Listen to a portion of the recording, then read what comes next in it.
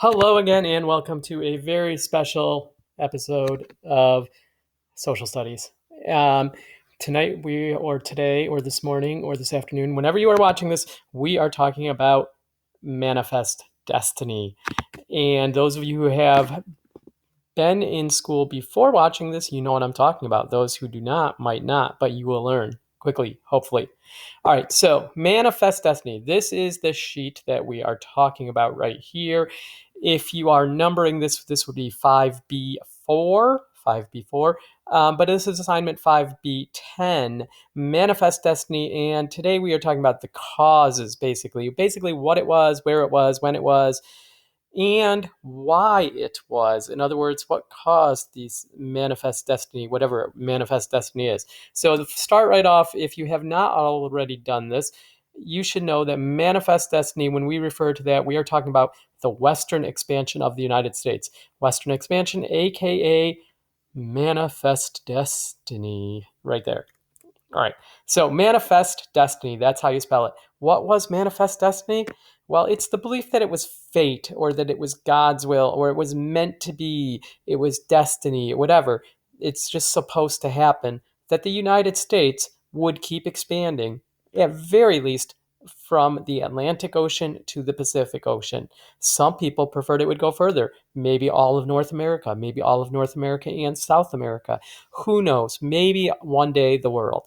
But basically, the idea was, we figured this thing out. We have the best system of government here.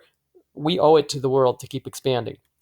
So, to fill in the notes here, what does it mean?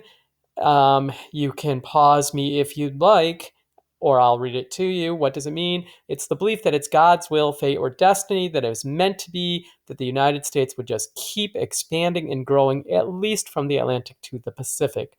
When? Just like everything else in this unit, early to mid 1800s, roughly 1800 to 1850 approximate time frame. During this time, the U.S. expanded to its present day size. The population and economy grew quickly, and more people began to move west. This is all about westward movement, as you can see from the painting. Manifest destiny is often seen as an example of nationalism, believing that your nation is better or more important than anyone else.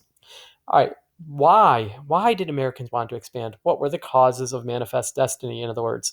Well, like the reasons why people explored and claimed lands and set up colonies, we're going to go with the three G's: gold, God, and number three here is going to be glory. These will explain people's reasons for doing almost anything in a way. Um, so, gold is going to be economic reasons. As we go through, we're going to see how this country expanded from in 1800 being this area right here east of the Mississippi River to by 1853 being the present day shape and size of this continental United States. So we're going to go through each of these little puzzle pieces, or sometimes big puzzle pieces, and explain sort of the story behind them, where we came from, why we acquired them, how we acquired them, why people moved there, perhaps. So just some stuff to know about all of these things. And then kind of to just put it all into context. What does it all mean? Um, if we were to come back at the end and say, so what motivated all of these things? What do they have in common? We could probably boil it down to the three G's. So we're going to do that now. Gold is going to be economic reasons. Cheap farmland. Now I put cheap in quotes because I didn't hear, but on my note sheet I did. And other natural resources, because even though they were seemingly free, there's really no such thing as a free lunch or free farmland or free natural resources, because there is always a cost involved. In this case, much of the cost was borne by Native Americans, by damage to the environment, etc. But at the same time, from a financial standpoint point of view, it was cheap. So, and it did help us grow. God is going to be religious reasons, both to spread religion and religious freedom, as we'll see. And then glory is kind of everything else. Some of it is nationalism. Some of it is just people seeking adventure or start over. Sometimes people move to a new city or a new territory just because it sounds like the cool thing to do. It sounds like it'll be fun. It's an adventure. They want to start their life over, whatever. And if you are going to fill in the notes, you could pause me here and fill it in, but I'm going to go read them over quickly for you. Why I circled why, because I like to make my notes a little more personal and interactive. Instead of just doodling all over them and filling up the space, I want my notes to stand out and mean something. So when I'm looking for why, I have the why circled. I have the causes underlined here to help me find things in my notes, which might come in handy. For example, if I'm taking a test where I'm allowed to use my notes in the future, perhaps. Hint, hint.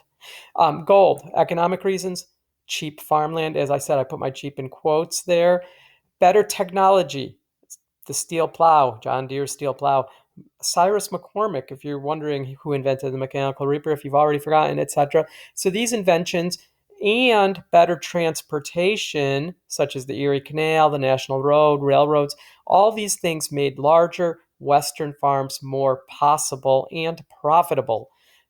Before, you would have no reason to want a 140-acre farm because you could never farm 140 acres after. And even if you could, what would you do with all that surplus agriculture? Now with the steel plow, mechanical reaper, it's possible to have bigger farms, produce more crops, and then you can transport them to markets. So it's both more possible and more profitable. This is going to lead to an increase in immigration as people in Europe who can't afford farmland come to the US where they can afford cheap farmland. B, many other natural resources. It's not just land, trees. There were billions and billions of trees just waiting to be chopped down and turned into everything that wood can be turned into, which is a lot of stuff. Furs, the fur trade. How long have we talked about the fur trade? Pretty much all year, the fur trade has been influencing our history, and it will continue to do so here in the early to mid 1800s. Gold, we'll talk about the California gold rush and other minerals. Gold wasn't the only thing that miners sought out. There was copper, there was lead, there were all kinds of silver, all kinds of metals and things that would attract people to the West. God is religious reasons. We're going to go through a few examples. The missionaries are people who spread the religion, just like the conquistadors, those type of people who came over from Spain or France to spread the religion. People will still be going west to spread the religion. And then some people go seeking religious freedom. The most famous example is the Mormons, the Church of Jesus Christ Latter-day Saints. They will have a large Western movement in the early to mid 1800s. Finally, the third G is glory, people moving out because they want adventure, they want manifest destiny, they want a new life, etc. And this is an example of nationalism, etc. All right, that is all I have for you today. Um, I tried to keep this short. There isn't going to be another little, just under 2 minute video that I would like you to watch later in this section. It's worth 2 minutes of your time. All right, that is all. Please have a good day, night, evening, afternoon, etc.